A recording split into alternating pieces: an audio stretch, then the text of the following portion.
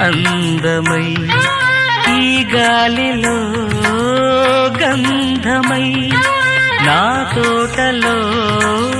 చైత్రమై ఈ బాటనే నడచిరా